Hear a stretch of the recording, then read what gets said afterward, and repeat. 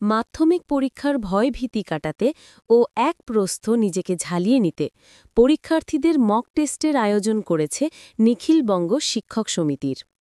সমিতির উদ্যোগে আজ শুরু হয়েছে মগশহরের স্থানীয় ক্ষুদিরাম পল্লী সুকান্ত স্মৃতি বিদ্যাপীঠ হাইস্কুলে। মহকুমা এলাকার জুড়ে চলছে এই মক টেস্টের পরীক্ষা। নিখিলবঙ্গ শিক্ষক সমিতির ইসলামপুর জোন সম্পাদক জয়ন্ত দে জানান, যথেষ্টই সাফল্য হয়েছে। বিগত দিনেও আমরা এই মক টেস্ট পরীক্ষা নিয়েছি এবং ছাত্রছাত্রীরা এতে যথেষ্টই সাফল্য অর্জন করেছে।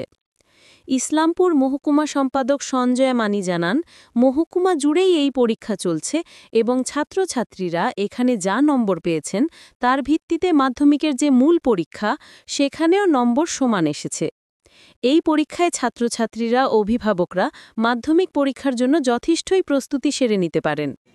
আমরা এই যে মাধ্যমিক মক টেস্ট সেটা তো আমরা দীর্ঘদিন ধরে নিয়ে আসছি, 10 থেকে 12 বছর হতে চললো।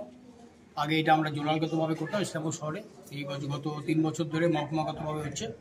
ইসলামপুর শহরের ভিতরে ইসলামপুর জোনাল কমিটি যারা পরিচালিত, সেখানটায় 13টা স্কুলের 120 জন ছাত্রছাত্রী এখানে পরীক্ষা দিচ্ছে। তার মধ্যে 47 জন ছেলে আছে এবং 73 জন মেয়ে। এভাবে ইসলামপুর মহকুমা সম্পাদক আছে, উনি মহকুমাটা ভালো বলতে পারবেন।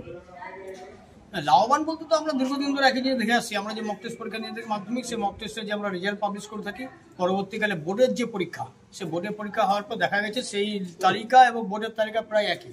ফলে এই মক টেস্ট আমরা নিই, যেহেতু সামনে কিছুদিন পর আছে স্কুলে টেস্ট পরীক্ষা, তার আগে একমাত্র এখানে 90 নম্বর একটা পরীক্ষা।